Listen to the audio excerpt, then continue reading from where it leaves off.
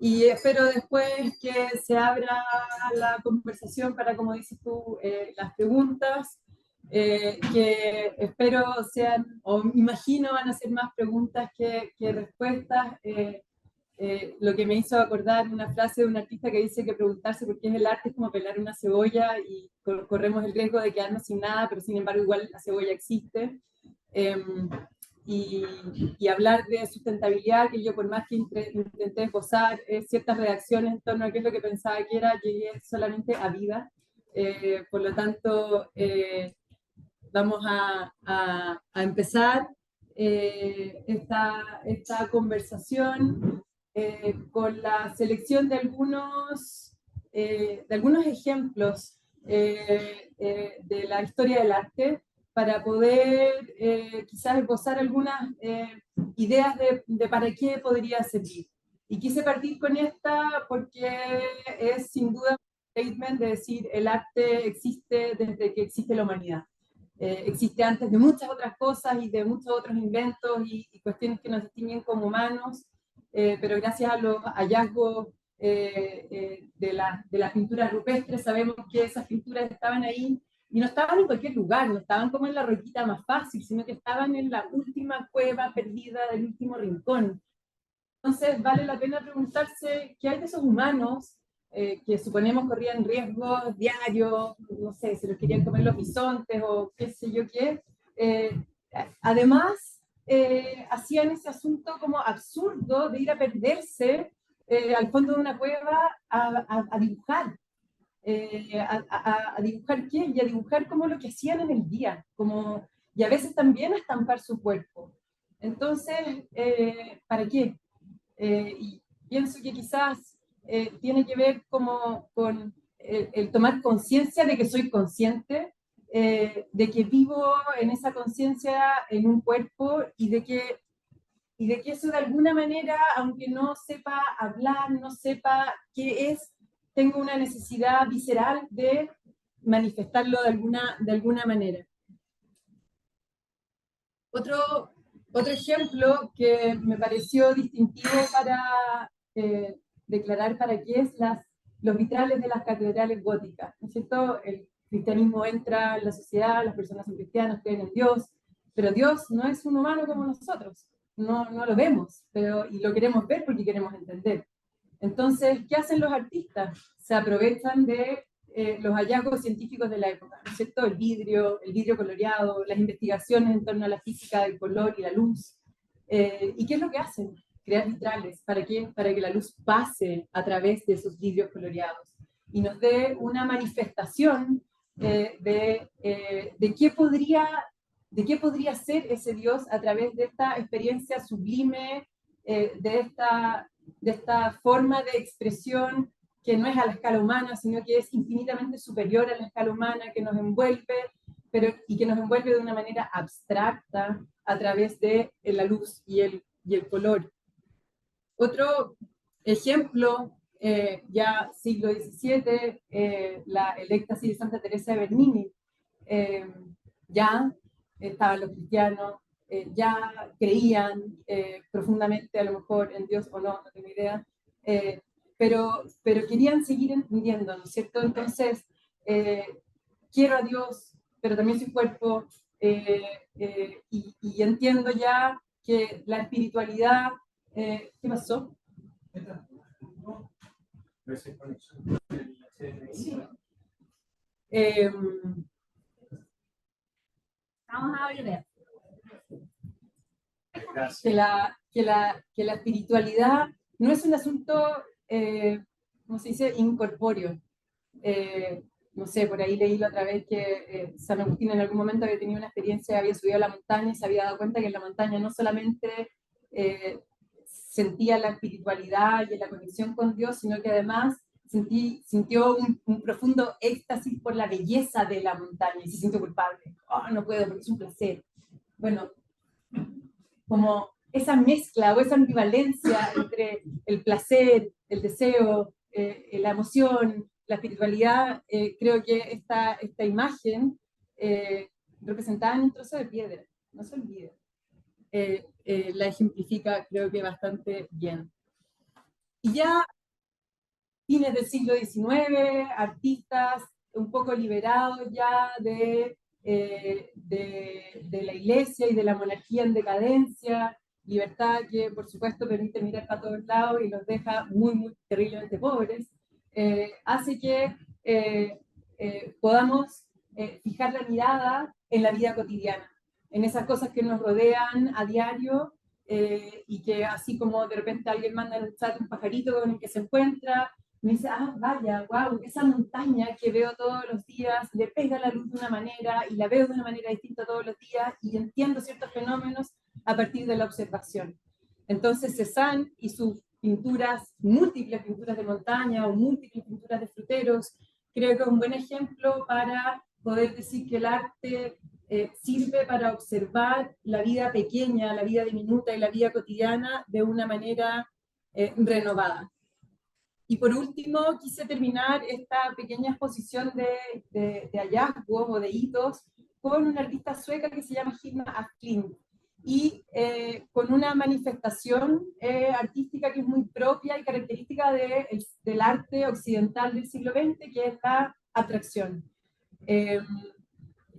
Hilma af Klint es una artista que se forma como ilustradora botánica y que a partir de múltiples dudas de todo tipo comienza a transitar hacia la abstracción en estas pinturas de gran formato, en una serie de cuadernos que son hermosos, pero que ella considera que va a ser una persona incomprendida y juzgada en su época. Era una mujer que además hacía círculos de espiritismo con otras mujeres para tratar de entender las claves de la espiritualidad cuando el Dios cristiano ya era insuficiente, y cuando la representación que ella sabía hacer muy bien también le era insuficiente.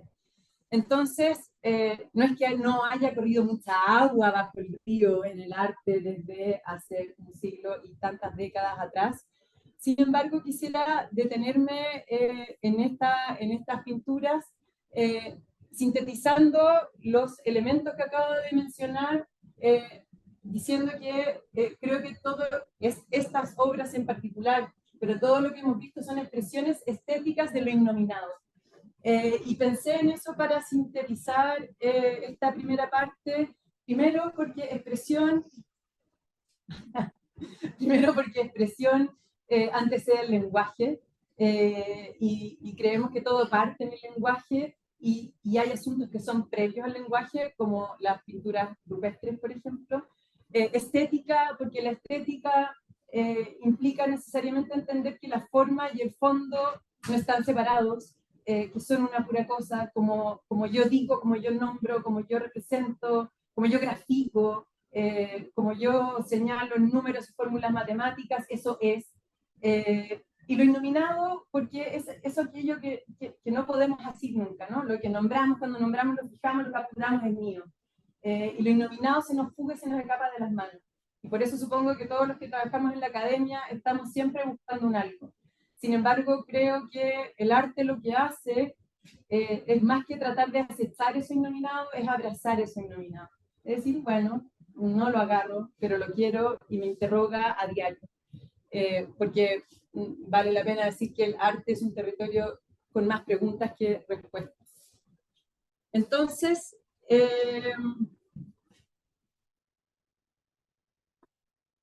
bueno, la cosa acá. Ahí sí. Entonces, buscando como hacer una definición bien global de qué es el arte, podríamos decir que el arte es un desempeño o una forma de pensar o de ser que involucra tres dimensiones, que es la dimensión cognitiva, la dimensión sensible y la dimensión expresiva o el espectro emocional. Y en esa intersección se encuentra el arte. A lo mejor no es dominio del arte, pero a mí me ha costado encontrar una disciplina que intersecte esos tres factores. Y por lo tanto, es un quehacer que es profundamente humano. Y quizás eso de nuevo nos trae a esas primeras pinturas rupestres en donde no entendemos muy bien por qué suceden. Y dentro de ese pequeño espacio que intersecté que se llamaba el arte, en la práctica cotidiana, porque esto no es un asunto como abstracto ni menos teórico, suceden un montón de cosas, que son las cosas que se activan cada vez que uno entra al taller simbólico o real. El deseo y la rebeldía, por ejemplo. No existe un arte que de una actitud rebelde o de una pulsión o de un deseo, sencillamente quiero hacer esto. No tengo que darle explicaciones a nadie, no es que nadie se las pida tampoco, o sí, no sé, pero esa mezcla entre deseo y rebeldía es una cuestión muy propia. O el hacer pensar, que es como poder, como decía un amigo, yo construyo y después diseño, y yo así, y en realidad toda la razón uno hace muchas veces sin saber por qué o para qué, o con cuestiones que se rompen o quedan mal hechas, pero en ese hacer constante empieza a emerger un pensamiento. Entonces no es un hacer que va a ilustrar algo que ya existe antes, sino que es un hacer que va a hacer aparecer luego la reflexión teórica o el pensamiento. ¿Qué más puse? El ocio, demasiado importante mencionarlo, porque no hay nada más punitivo en esta sociedad que decir, eres un ocioso. Eso me hacía acordar cuando estaba el chavo de su vecindario, ¿no? Ocioso.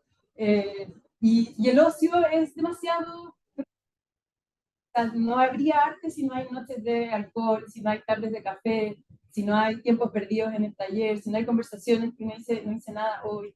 Vaya que es importante no hacer nada para poder activar otras formas de poder observar con mayor sensibilidad nuestra propia existencia y lo que nos rodea. Eh, el compostaje, que es una, no sé cómo le llamaba antes, pero ahora últimamente le he llamado de esa manera mucho más claro, ¿no? Que es el reciclaje, ideas que no se vencen nunca, no tienen fecha de vencimiento, ni son procesos lineales, sino que van y vuelven, que tiene mucho que ver con la Majamama, que es además un librito que traje que publicamos con Ediciones Nube y que vamos a lanzar ahora en unas semanas más. La Majamama, esta palabra chilena que refiere a lo caótico, a lo enredado, a lo no lineal, a lo viscoso, podría ser como muy antiproductivo, y que es de todas estas palabras yo creo que con la que más me siento identificada.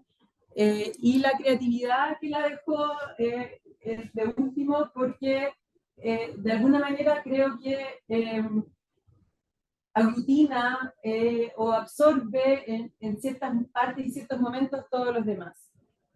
Y tratando de ser didáctica, quise estirar este anillo en un como temporal, sabiendo que las líneas de tiempo no existen, o por lo menos en el arte no existen porque no son así, pero viéndola así sirve para explicar y eventualmente sirve para especular con metodologías educativas, que es en parte lo que hago yo en los talleres acá en la universidad, y que podría graficarse como así, ¿no? Como, oh, hay algo que veo y que producto de mi quehacer ocioso, ¿no es cierto? Porque estoy pensando en nada, estoy derivando, estoy caminando, algo de repente en algún momento, no sé por qué, cautiva mi atención.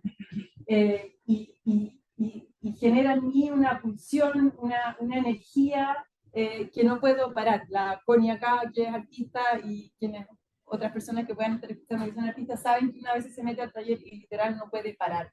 Y es una obsesión, y se convierte en una obsesión.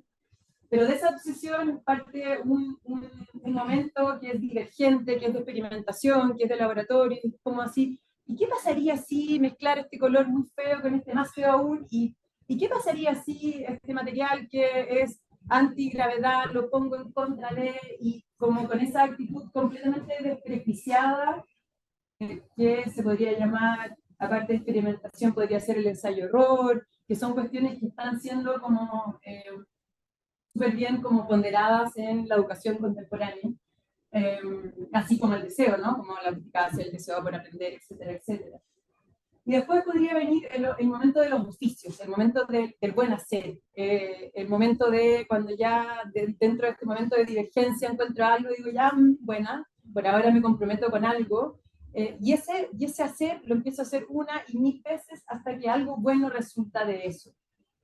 Y eso en educación podría ser la persistencia, la perseverancia, la tolerancia a la frustración, etc. por último, podría venir el momento de colgar el cuadro, ¿no es cierto? De componer, de decir, ah, chute, si pongo este cuadro con este, o esto con esto, y nos encontramos en ese momento de la exposición, en este momento de la exposición. Yo en este momento estoy componiéndoles un relato que les estoy contando de alguna manera que más o menos especulé que tenía un cierto orden, y nos enfrentamos en ese momento, mi pensamiento, su quehacer, y en el tiempo corto, hoy día después cuando se vayan a cursar, en el tiempo largo, así como veíamos también esas obras que, no sé, tienen millones de años, eh, las cosas se sedimentan, las buenas cosas se sedimentan.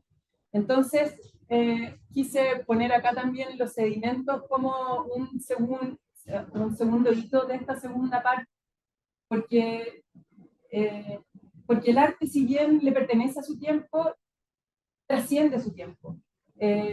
No, no envejece. Acudimos a él cada vez, no se guarda en un archivo, no se empolva, no es como, sería como todo lo contrario al titular de la noticia, ¿no? Que es pura contingencia. El arte es, o las artes pueden ser un, un asunto al cual acudo y siempre está vigente. Parte del arte está en su cualidad material y parte de lo que ese arte transporta en esa cualidad material está en cada uno de nosotros. Entonces, cuando yo me emociono, cuando yo pienso, cuando yo siento algo con respecto a eso que yo veo, estoy en el fondo activando mis propios mecanismos y por eso creo yo que el arte es algo que trasciende. ¿Todo bien?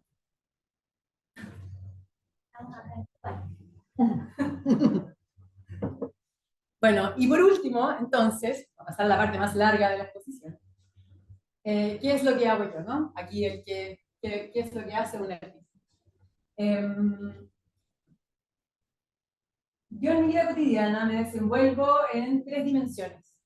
El taller, que sería como la práctica artística más como convencional, el trabajo en Nuvelab y mi trabajo en docencia en los talleres de la UCE, el taller de arte hasta ahora, y a partir de ahora en adelante con ustedes en el IDS. Y ahí todo esto se trenza, como les decía antes, majamámicamente. En algún momento antes, cuando era más joven, era más ordenada y decía, oh, ahora voy a hacer clases, oh, ahora voy acá. Y como que mi mindset era más ordenado, pero ahora realmente no lo es. Y creo que hay algo muy nutritivo en ese proceso de contaminación, pero no tengo idea mucho qué. Tengo dos hijos y que los quise representar en la situación favorita del año, que es acampar, y una perra maravillosa que se llama Wanda. Y bueno, en la universidad partí haciendo talleres de cerámica, ese es como mi material detonante de todo. Luego hice muchos años clases de escultura, sigo siendo la jefa del departamento de escultura. Eh, ya hace bastantes años hago los talleres de último año, junto con otro equipo de profesores. Los talleres de último año ya los artistas vienen claros, como con sus, o sea, no sé si claros, pero unos hacen video, otros hacen pintura, otros hacen escultura, otros hacen cosas raras, etcétera, etcétera. Y una como profe tutor lo que le toca es guiar a esos estudiantes para que escriban un ensayo de egreso y presenten un show, una obra de salida que quede que tenga buena experimentación, buen oficio, buen montaje, las cosas que les contaba anteriormente. Pero también, además, considerando que un porcentaje muy bajo de esos artistas que egresan, que son bastantes, se dedican después a las artes tradicionales, es decir, colgar cosas en museos y galerías, me interesa mucho cómo conversar con ellos para poder especular sobre cómo ese pensamiento artístico se puede desplegar en un sinfín de cosas. Y que van a aportar ciertos elementos únicos que eran como las cuestiones que mencionaba anteriormente u otras. En mi trabajo artístico he hecho hartas cosas y hartas cosas bien distintas, entonces dejé acá el link de la página web, pero también quiero conocer. Pero elegí algunas obras que me sirven para representar algunos conceptos que me interesaba compartir con ustedes. Entonces partí con esta obra de muy juventud, de hace 20 años atrás, Y el concepto que es el maridaje es el de las acciones cotidianas. Estaba yo terminando mi magíster, y cuando uno es joven realmente le echa mano lo que tiene, y yo no sabía todo lo que sé ahora, no había leído todos los libros que sé ahora, no había vivido todas las cosas que he vivido hasta ahora, y por lo tanto las cosas que tenía eran cuestiones súper simples, y lo que hice acá, bueno, pero venía con mi cerámica. Y la cerámica tiene una cosa que lo que a mí me vuela el seso es que es barro. Y el barro se parece como a la caca. Y es como, y uno se ensucia y dice, guácala, qué asco. Y eso uno lo pasa por el fuego. Y esa química hace que ese fuego se convierta en el plato con que comemos. La pequeña pieza que está en el museo que nos dice que los romanos hacían bla, bla, bla, no tengo idea. Es como, a mí eso como que me mata. Entonces, esto eran 12 collages en donde yo invitaba a gente a anotar sus acciones cotidianas, como un diario de vida, pero de puros verbos. Acciones que yo después clasificaba en acciones de desplazamiento, no me acuerdo, de alimenticia, de no sé qué, de no sé qué, no sé qué, y le pegaba estos papelitos de colores y palabras en los días del mes, para abajo las horas del día, y se armaban estos pantones de vida de 12 personas distintas, de un año de ejercicio. Obviamente que era completamente subjetivo y obviamente que era completamente torpe. Y lo que más rescato de eso es justamente esa noción, ¿no? De que el mapa no es el territorio. De hecho, escribí una cosa así como en el muro, como el mapa no es el territorio, como no sé. Pero se entiende, porque es un problema al que nos enfrentamos siempre. ¿Cómo le digo a alguien que lo quiero, que lo quiero? Ya, el mapa no es el territorio. El dilema de la representación. Después de eso, escogí esta obra que es en fotografía, la única vez que he hecho foto, para hablar del tiempo. Había nacido mi hija, que era la segunda. Obviamente que las que son mamás acá o se imaginan cómo es la maternidad, el tiempo en la maternidad no existe, y era un dilema. Y venía yo también como, no sé, el tiempo me encanta como problema. Entonces lo que hice fueron secuencias de fotos, no sé, mi abuela traduciendo el Tao Te Ching, la bandera que izaban en la escuela militar, fui a pedirle permiso a los militares, me fui a meter adentro de la escuela militar, porque era un pedazo de trapo gigante que se movía así, increíble, esa foto es muy bonita. ¿Qué más? Sirviendo harina para hacer queque. Y acá en este caso, por ejemplo, era un viaje en tren de Santiago a Curicó, de Curicó a Santiago, y, y un hielo que se derritió en el patio de mi casa. Y los dos asuntos tenían la misma temporalidad. Ambas cosas sucedían en 2 horas. Entonces yo decía, guau, esa tontera, guau, qué bacán, que un hielo se derrite de Curicó a Santiago. Y hacía esas coincidencias como temporales. Bien. Y se llamaba Nadie quiere morir. No solo, Nadie quiere morir. Después elegí esta otra, que son varias obras que están en este proyecto atópico, para hablar del lenguaje, que es otro asunto que me problematiza o me encanta mucho. Y átopos es una palabra que Roland Barthes, el semiólogo, señala en un librito que es como una suerte de diccionario, se llama Fragmentos para un discurso amoroso, en donde elige puras palabras que refieren al amor, y al amor como eso inacible, y el átopo, dice él, es la imposibilidad de ponerle un nombre a la persona amada, decir, uy, te quiero, ¿por qué te quiero? Te quiero. Y esa imposibilidad, como de hacer el match entre amor y sujeto amado, él lo llamaba una cuestión atópica. Y yo dije, bacán, qué bonito. Entonces, lo que hice con la cerámica, que es el barro, la mierda, no sé qué, no sé qué, hice hojas de cuaderno. Muy delgaditas, muy imposible de hacer con cerámica, y lo que hacía era troquelar, es decir, calar en vacío palabras que a su vez fueran atópicas, como por ejemplo, o sea, palabras que no tuvieran una correspondencia exacta con una imagen. Cuadrado no era para mí una palabra atópica, un cuadrado grande, pequeño, no sé qué, tiene una regla que es un cuadrado. En cambio, lejano, que es para ti lejano, abismo, alma, ya no me acuerdo qué más. Límite, ¿sabes? Como, uy, estamos peleando siempre con límites, que no sé qué, ¿ah? Entonces, puras palabras que eran ambiguas, pero que tampoco estaban, porque estaban caladas, entonces estaba la cuestión vacía y se generaba una sombra, y cosas más largas que no voy a entrar en materia. Esto fue muy bacán porque además fue la primera vez que una galería chilena iba a Art Basel. Art Basel es como no sé qué es lo más top en la ciencia o no sé qué, pero esto es así como lo top. Entonces fue como súper emocionante, yo así me tiraba las manos, me caía el cerámico, se rompía, fue divertido y traumante.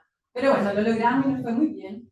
Pero regresé extenuada y a partir de ahí, y elegí esto que es súper contiguo en el tiempo, el 2007, estuve jugando.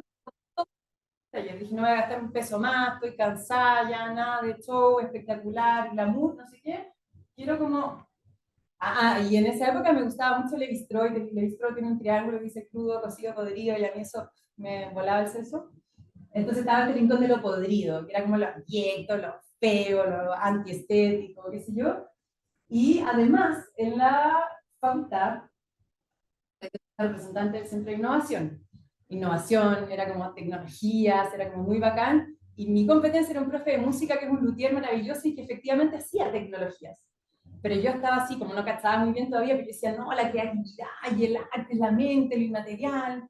Entonces, en esa actitud de rebeldía, dije, bueno, entonces voy a empezar a aparecer las impresoras 3D, como personas impresoras todavía, no sé cómo están ahora, pero en esa época eran unos juguetes de este porte, que uno podía imprimir como una cosa así como algodón, y si no, jodía la impresora. Entonces yo hice mis impresoras 3D low-tech. Entonces tenía todos los restos de la arcilla y los metía en estos baldes con arena y agua, harta agua, para que se automodelaran y yo no hiciera nada. Y ahí empezaron a aparecer una serie de cosas hermosas, porque yo hacía mis cuestiones y me iba y el día me iba, regresaba y se había impreso el hongo en un plástico y había quedado una imagen alucinante. Sacaba mis cositas que les empecé a llamar imbunches, como la figura mitológica esta que está entera cosida por todas partes, eh, y me empezó a fascinar todo ese mundo de la pudrición, el mundo de los hongos. Hoy día los hongos son como rockstar, pero en esa época todavía estaban por de caca. Entonces fue súper bonito y entonces lo elegí para hablar de la basura, que bien sabemos es un estado transitorio y todo tiene que ver con la manera en que clasificamos las cosas, pero eso ya hablamos de cosas como Luego elegí este proyecto, que ya es 2018, que es el La Atrapaniebla, que es un proyecto muy vivo, no solo porque es una escultura textil, que por lo tanto en el lugar donde se ha puesto ha adoptado formas distintas, porque una cuestión textil, este vestido tiene la forma de mi cuerpo, que si se lo pone cualquiera de ustedes tiene otra forma, sino que porque además ya se vincula fuertemente con el agua, que yo me imagino que si hiciera como un barrido temporal, el agua vendría de los hongos y de la humedad del taller, pero realmente no sé. Eh, y entonces, acá tengo que darme un pequeño giro porque no sé cómo llegué a la idea de la atrapaniebla, algo tengo que haber visto, los vasitos en la cerámica captaban el agua, supongo que algo por ahí, y llegué al TOFO porque cerca del TOFO hay un proyecto de residencias de arte y ciencia. Y instalé esto en el TOFO, que es cordillera costera de la caleta de Chumubungo, cosa que supe tiempo después, no está la Virginia Canal. Que es la única caleta, porque en Chile se inventaron los atrapamientos, y es la única caleta en donde los científicos han producido un sistema que ha llegado a abastecer de agua un pueblo. Pero todo eso había pasado ahí. Es mágico, sí, de verdad, esas cosas pasan. Bueno, mi atrapanieblas era como un anti-atrapaniebla porque malla Rachel o un asunto sintético que rebotara, hiciera rebotar la gota y que se capturara para el consumo o para regar o para lo que fuera.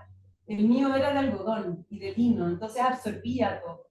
Entonces lo que pasaba cada vez que yo lo iba a visitar era que veía las huellas de los pajaritos, la huella de los hongos, el deterioro, la ruina, y eso estuvo instalado entre abril y noviembre.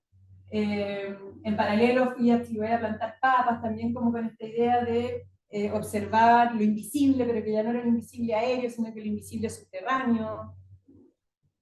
En fin, la cosa es que después de esto, obviamente, en la panela no está la foto acá, pero me fui a lavar al mar, devolví la arena que lo sostenía, qué sé yo, todo, no me llevé nada, y quedó obviamente guardado en la bodega donde tengo todos mis artes raros. Pero el 2022 me invitaron a la Bienal de Sydney, que es como una bienal también muy top. Y eso me llegó como una invitación demasiado preciosa porque tuve que sacarle los hongos a mi atrapaniebla y todo, porque el título era Rinus y tenía que ver con los cuerpos de agua. Y me pidieron que pusiera la atrapanieblas Y yo le agregué esta composición de vasitos de cerámica que se derriten, que era como una cosa media como marciana, como, no sé. Y unos colgajos que eran unas lombrices, que había traído un libro para la Mónica y para Eduardo de, bueno, de lombrices, que es muy lindo de Darwin. Para como hablar de la circularidad de este proceso, ¿no es cierto? De esta agua que se evapora o el agua que hidrata la tierra. Me siento hablando como una amateur delante tuyo. Pero tierra que hace que aparezcan las plantitas se lo comen los humanos, o sea, los animales se mueren, los animales se compostan, los lombrices y el ciclo de la vida, ¿cierto? Ya esa era mi idea artística acá.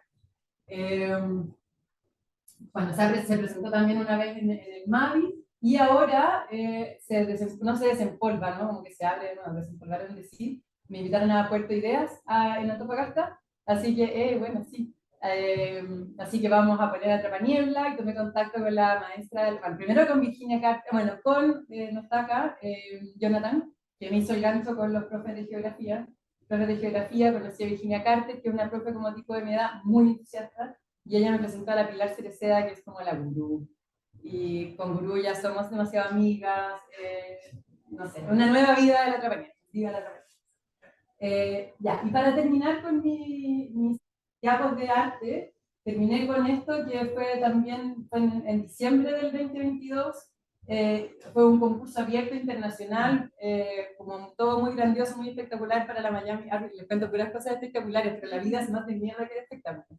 Pero esto fue increíble, porque en Miami se hace otra edición del Basel, que no es en Basilea, sino que es en Miami, y como los gringos son así como grandiosos, convirtieron eso en la Miami Art Week, que es un evento.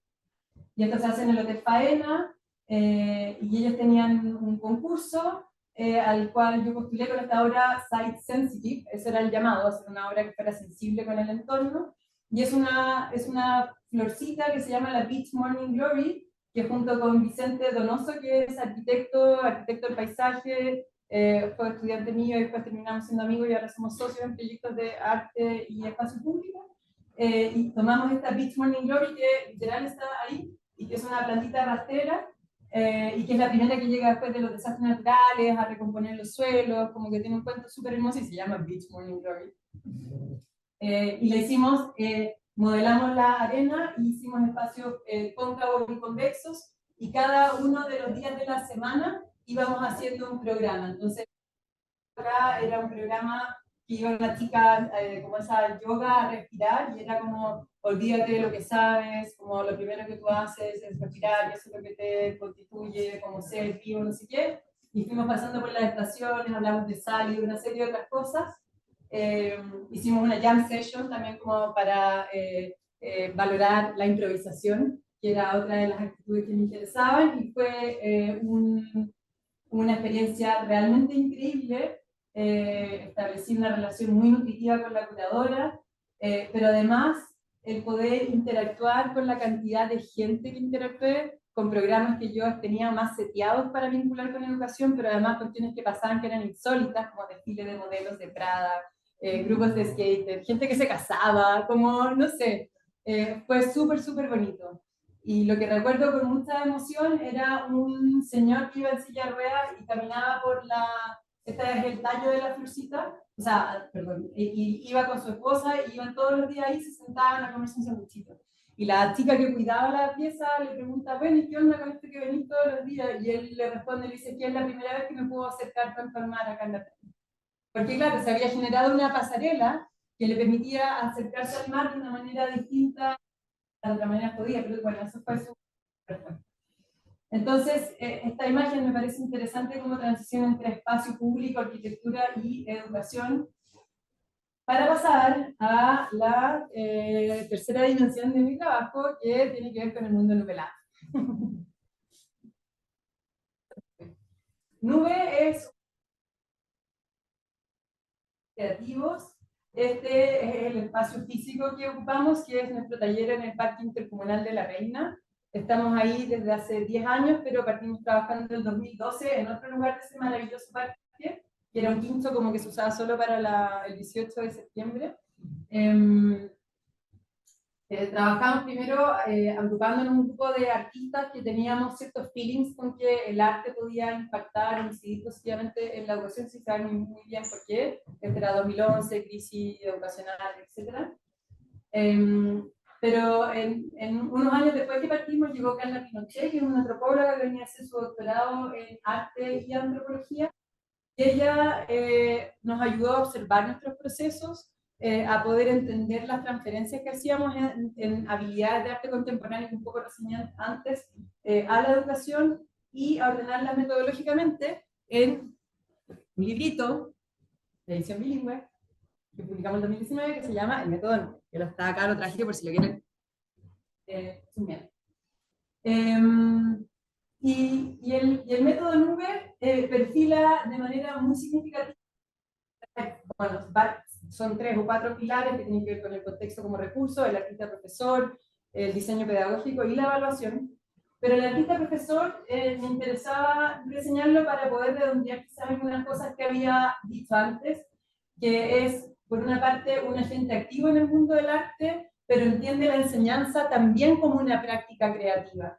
Piensa colaborativamente desde nuestra perspectiva. Un profesor o una profesora piensa colaborativamente con sus estudiantes. En el caso de el pensar colaborativo tiene que ver con el poder de la asociatividad. Creo que eso tiene mucho que decir con el trabajo en el IDS. Promueve cuidado para el desarrollo de las ecologías de vida y hace mucho como, sin temor a la improvisación. Y bueno, podríamos describirlo de muchas más maneras, pero creo que ahí son claves para poder pensar esta cuestión de la sustentabilidad. ¿Qué hacemos en síntesis en cualquiera de nuestros programas que les voy a presentar después? Es detectar un problema contingente, algo que está pasando. Trabajamos mucho la noción de curatoría que existe en el arte, que es, mastiquemos el asunto, ya, y mastiquémoslo de nuevo. Ocio, pensamiento divergente, convergente, las cosas que hablábamos antes, ya, pensémoslo así. Plantear un propósito, ¿no? O un objetivo general, y después diseñar actividades que estén alineadas con el currículum de distintas disciplinas. En general, cada actividad de nube está asociada a otros objetivos de aprendizaje de otras disciplinas escolares. Y después las ordenamos para que progresivamente vayan fomentando habilidades socioemocionales, se genera material docente y se generan sistemas de evaluación para que los docentes puedan evaluar estas cosas raras. Las dimensiones que nos interesa poder observar en los estudiantes tienen que ver con 3 dimensiones base, que son los saberes, el conocimiento, los haceres, ¿sí? Las actitudes, que nos parecen demasiado importantes, y 2 dimensiones que son complejas o son compuestas, que es la reflexión y proyección, es cómo me llevo lo que tomo acá para otra parte, y la exploración sensible, que tiene que ver con un mix de saberes, de haceres, con actitudes. Vale. Exacto. Y bueno, acá no voy a entrar, pero cada una de estas definiciones, un espectro de habilidades y estrategias de evaluación. A partir de ahí generamos rúbricas de evaluación para la sala y otros instrumentos. Y aquí quería volver, para ya ir empezando a cerrar, con esbozar una definición de creatividad que planteaba hoy día acá. Les decía yo antes que la creatividad era algo que englobaba una serie de otras actitudes.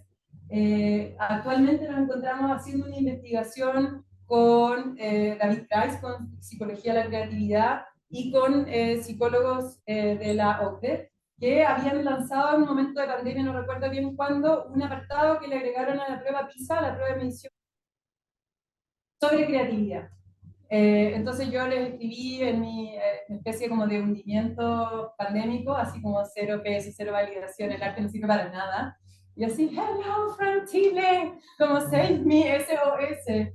Y los tipos se encontraron demasiado interesantes, nos capacitaron, nos pasaron sus instrumentos y conseguimos el apoyo de Fundación Olivo para hacer una investigación de como 4 años de duración para aplicar los instrumentos OCDE y diseñar instrumentos propios, que nosotros ya habíamos diseñado algo acá con el método nube, para medir pre-post. Y yo no es que me alucine la medición, pero sí sé que es algo inédito establecer metodologías mixtas de evaluación en arte.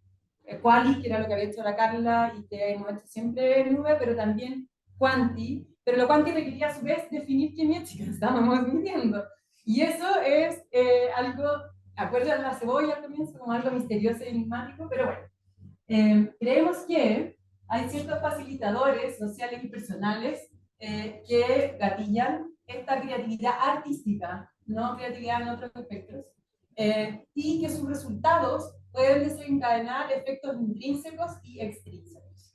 De lo intrínseco me interesa mucho la sensación de bienestar, porque siento que de una manera u otra siempre estamos como siendo presionados a encontrar resultados que sean aumentó 10%, no sé qué, métrica, no sé qué cosa. Bien, me siento mucho mejor que antes. Bacán, ¿cachai? Logrado. Como, no sé. Pero también, obviamente, que ayuda a la resolución de problemas, a llegar con ideas innovadoras, eventualmente intentar cosas que no existen, etc. Súper rápido, calugas de qué es lo que hacemos. Este es el corazón de Nube, programa curricular. Tenemos una plataforma hermosa que después quizás la podemos mostrar, en donde hay actividades gratuitas y alineadas con el currículum para todos. Se llama escuela9.org. Hacemos formación docente, que es la dimensión con la que postulamos ahora a la segunda etapa con el IDS, a este fondo precioso que se llama Efecto Colectivo, para hacer formación docente en programas de creatividad y sustentabilidad. Talleres abiertos y nuevas, experiencias festivas, fiestas, como el festival que hicimos el año pasado. La plataforma que les decía, tenemos música en Spotify, tenemos un kiosco donde vendemos recursos, que son como una adaptación de lo que usamos en la sala de clases. Hacemos desde ya hace como un año y medio la página de juegos de la tercera los días domingos. Y con lo que terminamos el año pasado, que ya ustedes los socializaron, pero para la otra gente, este festival maravilloso de Cultura Juego, que fue un gran evento, que este día fueron 1000 personas a participar de esta interacción entre arte y juego. Para súper terminar, me imaginé como ir preguntándoles qué podríamos hacer juntos con los socios del IDS. Entonces, propuse como 3 ámbitos, a ver si alguien dice, oh, yo necesito esto, voy a la contrario. Cruces conceptuales, como a propósito del rollo del lenguaje y de todo lo que hablaba antes, decir, escucha, los conceptos no existen, se inventan cuando se necesitan, porque parte de algo. ¿Cómo represento tal o cual cosa? Entonces, esa como conversación más de café, creo que es súper interesante como para poder pensar el arte más otra cosa. La visualización de datos, que sería como la cosa más obvia, el arte tiene imágenes, pero no sé, el otro día la Juliana cuando presentaba sus datos de genoma y decía, ¡guau! Vaya dilema, ¿se acuerdan cómo el mapa no se territorio? Así como, como pensar en cómo represento la información, que está súper vinculado con la mediación y la vinculación con el medio, que es algo que creo que es demasiado necesario y quizás hablo más ahí de mi pata más nube, pero cómo poder llevar lo que hacemos a un lenguaje más simple, más cercano, echándole mano, la pintura rupestre, a las imágenes, que a veces dicen que hablan más que mis palabras, etc. ¿Y en qué estoy ahora? Se me comisionó la tarea más alucinante de la vida, que es diseñar, apoyar el diseño, coordinar el diseño de un minor en sustentabilidad, arte y humanidades, que por ahora tentativamente se llama ecología desde las artes y las humanidades. Estoy acá haciendo un test. Y con algunas preguntas respecto de qué perfila o cómo se piensa desde las artes y las humanidades, cómo generar prácticas interconectadas y cómo promover desde las artes y las humanidades cambios culturales que se mantengan en el tiempo. Y para súper terminar, y dejo el puntero porque realmente es lo último, quería contarles en lo que estoy ahora, que es un experimento demasiado arte y de ese, no sé, saben lo que no sé. No sé lo que estoy haciendo, pero todo lo que no sé que estoy haciendo parte este jueves, así que están cordialmente invitadas. Pero en este bolón de promover el arte para llevar vidas en mayor armonía ecológica, tengo este proyecto que tiene 3 etapas, y que la primera etapa es una exposición de pintura que voy a hacer el jueves en el taller de unos amigos, que luego prosigue con el hundimiento de una especie de de arrecife o arte para peces, que le he llamado, ahí en Las Cruces con Alejandro Pérez, que es biólogo marino, que me va a ayudar a hundirla, a registrarla, a videarlo. Si consigo plata de este crowdfunding, voy a hacer un video espectacular acá para que los humanos puedan ver lo que los peces disfrutaron. Y por último, terminando con una coproducción que vamos a hacer con Nube, una gran carpa con forma de medusa, que busca promover ya directamente la creatividad ciudadana o la creatividad colectiva. Va a haber una dinámica interactiva que ya no me da tiempo para explicar ni es el momento. Fin.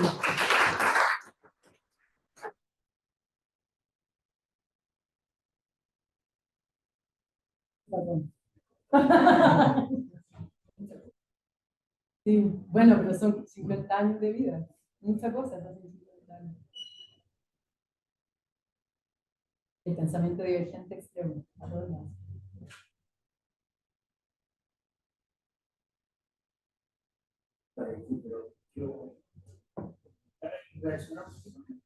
Sí, po.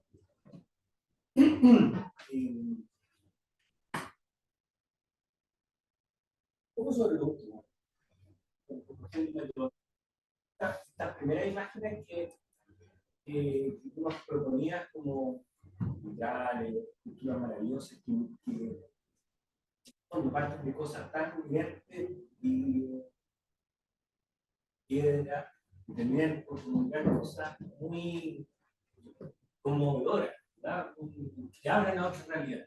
Y creo que arte es una dimensión de visualización de la realidad, una nueva forma de aprender de los datos, de lo que está ocurriendo. Y me gustó mucho eso, porque al final de cuentas, la ciencia o la técnica donde lo vendo yo es críptica, que no logra convencer, no logra conmover, no logra, es sumamente intelectualizado.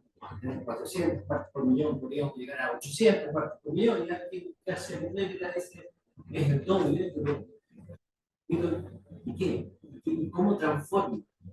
¿Ah? Entonces, esto, entre la fotografía, entre la pintura, la escultura, la literatura, también la música, ¿cómo ayudamos a comunicar de forma real y está ocurriendo? Pero no solamente en el ámbito de la denuncia, sino también en el ámbito de la experiencia. La depresión ecológica, depresión como ansiedad, como ese inconformismo y esa falta de sentido, tiene también que ver con que no hemos sabido comunicar ciertas partitas que llegan y regeneran, que tiene toda una maravilla, entonces nos ordena de una cierta manera un espacio que tiene creatividad, que tiene arte, y nos facilita, y la persona puede experimentar eso. Todas esas dimensiones son algo que necesitamos. Lo comparto también porque estaba partiendo este proyecto 2030, que arte con humanidades, con... Y yo también. Estamos todavía en búsqueda. No decir que estamos perdidos. Pero estamos en búsqueda. Que nos ordene, no basta solamente decir, mira qué es lo que estamos haciendo y lo que podríamos hacer, sino esta presentación tuya y feliz de que exploremos cómo hacer nuestra ciencia y cómo darle sustento al arte para que comunique todo lo que hay en datos de nuestra información. Gracias. No, a ti. Paula, también tenemos preguntas de chat. Mónica Antilén nos pregunta, ¿cómo nace este último proyecto de arte y ecología de Caribe? Dile a la Mónica, que no haga preguntas difíciles, porque cada vez que me pregunta cómo parte algo, realmente no sé, por eso quería poner esa noción de los sedimentos, porque no hay como un comienzo y un cierre, sino que hay ciertas cosas que en algún momento son migajas o residuales. De hecho, el primer ejercicio de taller que estoy haciendo ahora es como a mi estudiante, describe una obra, pero a partir de todo lo que dejaste al margen, no lo que elegiste como decir al centro, sino que lo que quedó como basurita. tatué hasta una medusa. O sea, no sé, me enamoré de las medusas, pero no es que haya visto 10.500 medusas. Pero me puse a bucear y saqué mi certificado y ahora como que veo cuestiones que pasan abajo del mar, me hice amiga del Ale y me interesaron las algas. Como yo creo que es una disposición natural a la curiosidad o a dejarse llevar por cuestiones. Uso mucho los cuadernos, entonces los cuadernos voy anotando leceras y cosas importantes y de repente como que se recicla, o sea, como que, no sé, como que eso pasa, ¿no? Como que de repente, ¿cómo se llama? Eureka, dos cuestiones se conectan y me dice, buena, ¿cachai? Como cuando uno cocina los lunes, con sobras, el fin de semana. Como que si hoy te no pegas, uno le pone un poco de mayonesa y súper, ¿cachai? Como, no sé. Y van tomando forma, pues y aparece una cuestión, y ahí entra el hacer pensar. Aparece algo, yo digo, uy, es bonito, como que funciona, ¿y cómo lo podría hacer? Y empecé a investigar, y cuando empecé a investigar, te empecé a enamorar de lo que estás investigando, y cuando te empecé a enamorar de lo que estás investigando, lo vais puliendo más en el oficio, y después entonces hay que saber construir una carpa.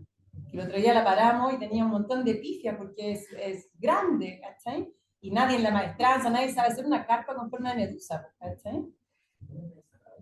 La paramos afuera del taller de nube, paramos los fierros para rectificar, ese proyecto también lo hicimos con el Vicente.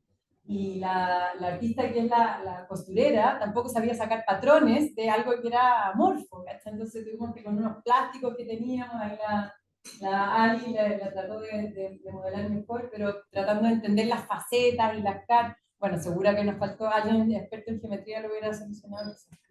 Nosotros. Igual tengo una pregunta.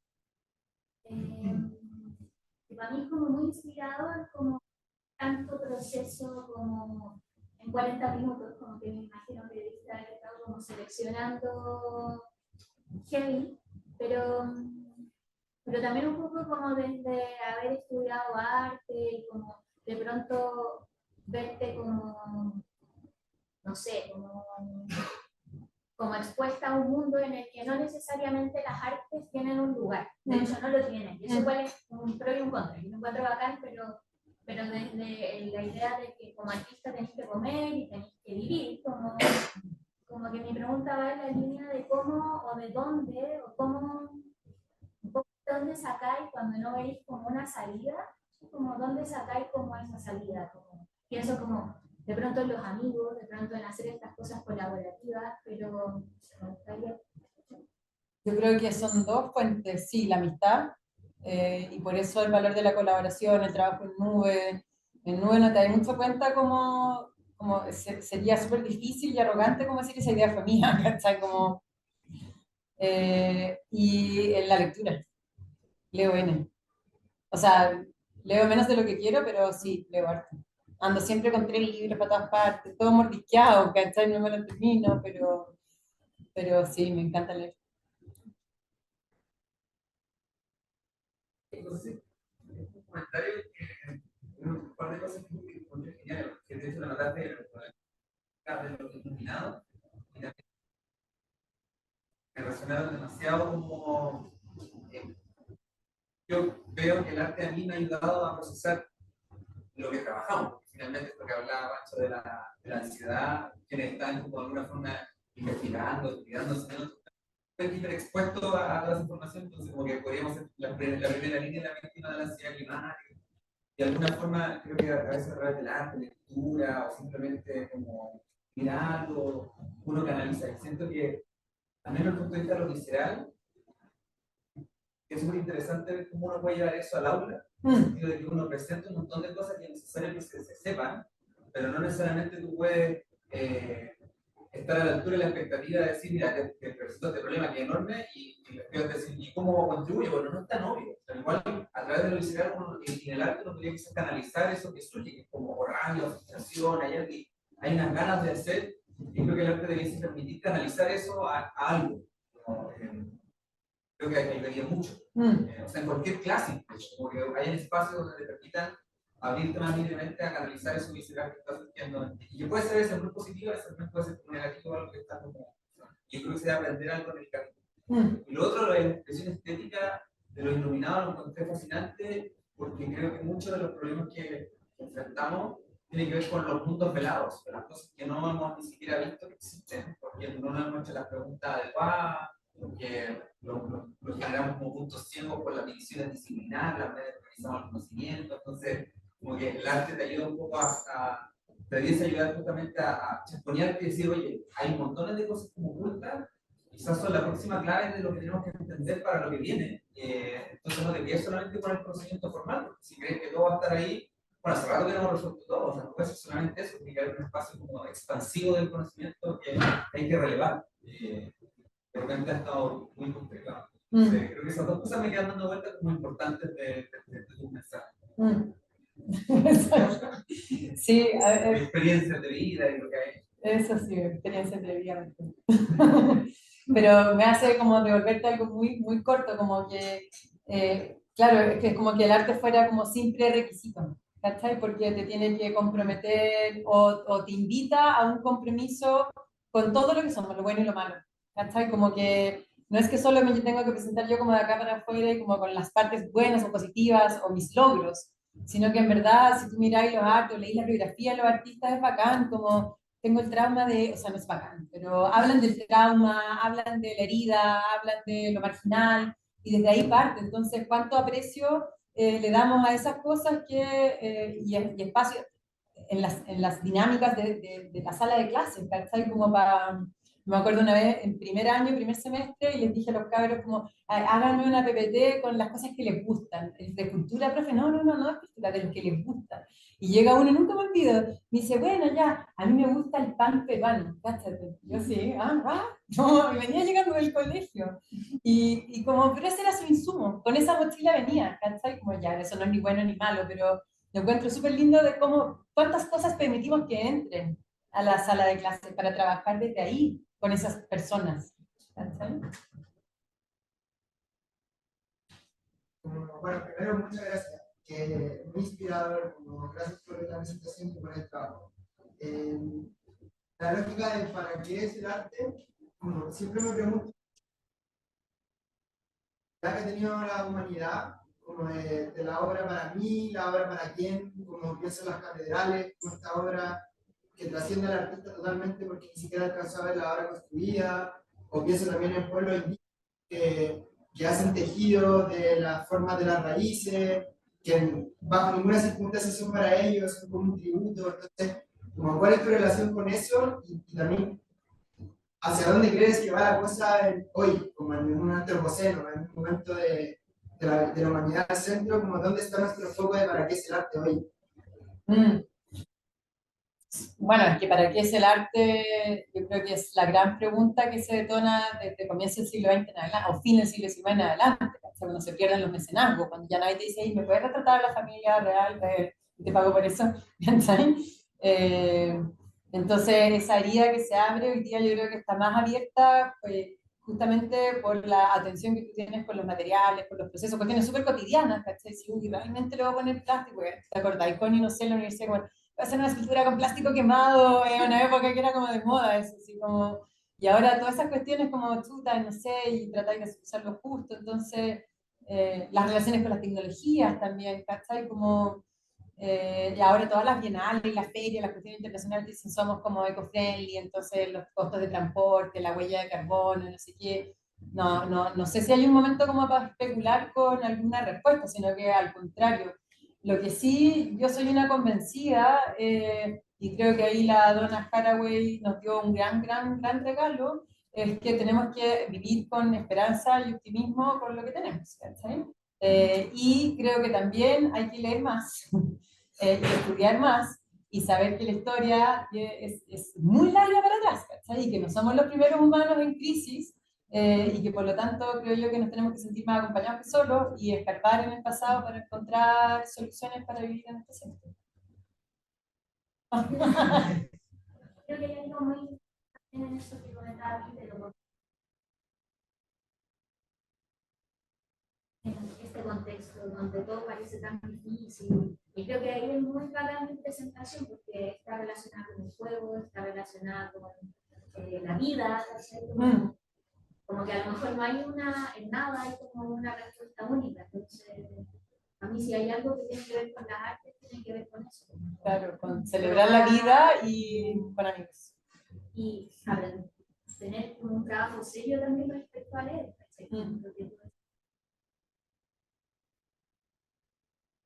Ya pues. Sí, nos quedan dos preguntas en el chat. De Jonathan es la primera y pregunta. Jonathan. Si hay que definir el rol del arte en el desarrollo sustentable, o arte y sustentabilidad, en una frase. Ya, en serio.